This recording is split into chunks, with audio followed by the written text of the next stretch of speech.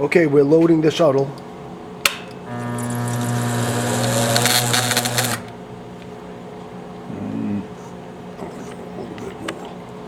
Good.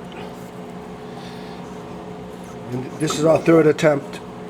We've just had to make slight spacing changes. So the windings, first they were too close together, and then they were a little too far apart. So anyways, So here we go.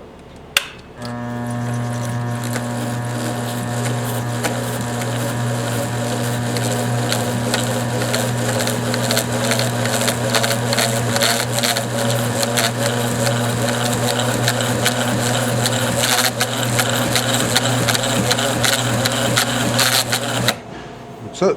43 turns.